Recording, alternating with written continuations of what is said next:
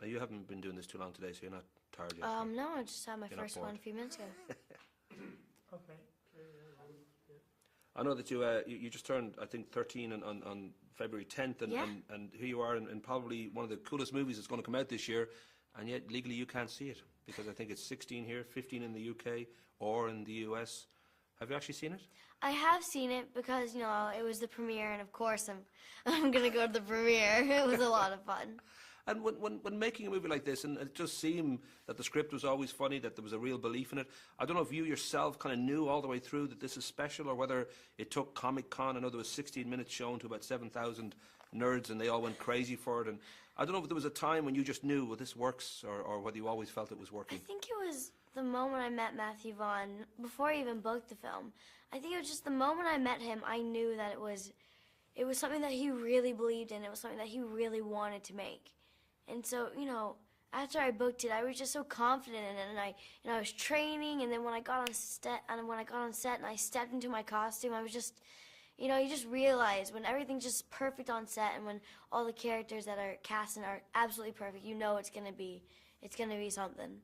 Well, that notion for a girl who's 12, playing a 12-year-old, I'm sure the Mindy side of it would have been pretty straightforward, but when it comes to playing Hit Girl, you get all the best action scenes. I mean, generally Aaron just gets to be beaten up a lot. You actually get to beat other people. And was that side of it, I don't know whether that was a real kind of test of your strength, or whether there was just great kind of choreography that you could work this out pretty quickly. Or? It was definitely testing my physical and mental strength, because just having to push on, doing the action scene over and over and over after you've done it 10,000 times in the gym already. But you just put your heart and soul into it, and it was so challenging for me, and that's really why I was so attracted to the role, because it was so challenging, and it was such a breathtaking role. Just the way it pictures on screen, you can just see the dedication. I know the Scottish comic book writer Mark Miller, who did Wanted before this, he got in touch with Matthew a few years ago with this idea. Matthew loved it straight away. When they went to the studios with the script in America, 7 studios turned it down, and there was a kind of a sense of this may not be mainstream enough, this may not work on a mainstream audience. But I know when your mom got the script, she pretty much gave it to you straight away and said, you got to read this. I mean, did you feel it from the very first moment that you read it, that this is something special, or whether did it take any kind of effort to sell it to you? No, definitely. From the minute I read the first line of Hit Girl, just when they first get introduced where he shoots Mindy in the chest, you're just like, whoa! Because first you see Hit Girl, and on the script it sounds kind of cool with the Razul scene, and you don't really know what it's gonna be, but it sounds really cool. But then when you read it, it's like, oh, I'm using low velocity round sugar, and he shoots her. You're like, oh my, this is gonna be crazy. And so when I read it, I was just like, I have to be Hit Girl. Who wouldn't say that? It's such an amazing character.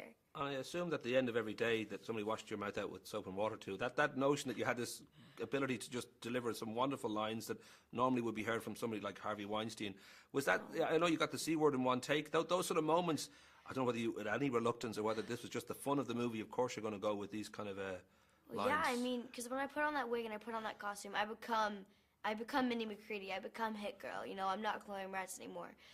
Moment I step on set, moment they say rolling, I'm in mode, and then the minute they say cut, I take off the wig and I'm back to Chloe, and that's just kind of how it is for me, when I'm in the mode, and I'm just going with it, and it just kind of comes. It is quite a leap from providing the voice of Darby and Winnie the Pooh, and you're the younger Penny and Bolt, and you've played some of the younger sister in quite a few movies, and you've kind of risen up through the Guardian and Amityville Horror.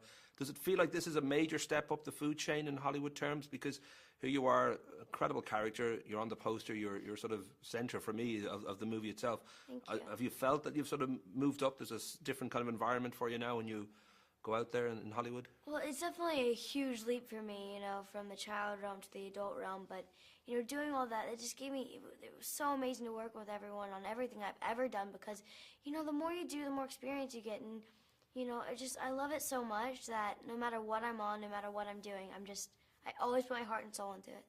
You're a busy woman. Diary of a Wimpy Kid just opened, and you're in that. That's open in the States and did very well. You've got Jack and the Beanstalk coming up, and I did that a while ago. When I was and Let younger. Me In, but they're coming out in the cinemas soon. I think Let Me In will be out as well this year, and there's also, you're doing a Peter Farrelly comedy, I think, with I did. some of the guys here, and Yeah.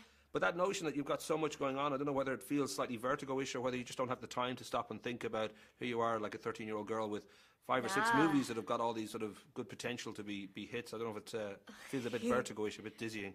No, when I'm not busy, I get so bored. You don't even realize it. I'm sitting at home and I'm homeschooled. And so I'm sitting at home and I'm doing my homework and I'm like, Mom, I'm so bored right now. Because I just, I love being on set. I love being with other actors. I love doing what I love, It's what I want to do for the rest of my life. And, I love, just hanging out with my friends too. But just being on set, it's so exhilarating and so fun for me. It's like playground. Well, I was going to say, I wonder where it came. I know your older brother, he's like 3.5 years older, Trevor Duke. He's an actor too, and I don't know if that was acting coach. Yeah. All right. Was that sort of where it came from? I don't know whether your parents were kind of into this world, or what exactly sparked this in you to go this Well, route? my parents are actually medical, and so I grew up in Georgia in a small town, and so we were very not even oriented with the business. And then my brother got accepted to this performing arts high school, and we moved out there, and then I kind of hit off from there. I told my mom I wanted to do it, and we did it. And it does seem, it seems pretty quick, because 2004 you made your debut. I think it was in 2 episodes of The Guardian, and it's been, in Hollywood terms, it's almost like overnight from going from 2004 to being the lead in quite a few. And you've got Let Me In will be the lead and all that. I mean, this rise, has it surprised you, or does it feel natural that you've been working, so why wouldn't you be rising up like this? Well, I'm just so privileged. It just feels like yesterday when I was a little 6-year-old, trying not to look at the camera on my first thing I ever did, and it was just, I don't know, acting comes so naturally to me, it's really no different than a kid going out and wanting to be a soccer star or a football star, it's really no different. It's just something I love, and it's something I've always wanted to do, really. And, it came so naturally, and it was really funny.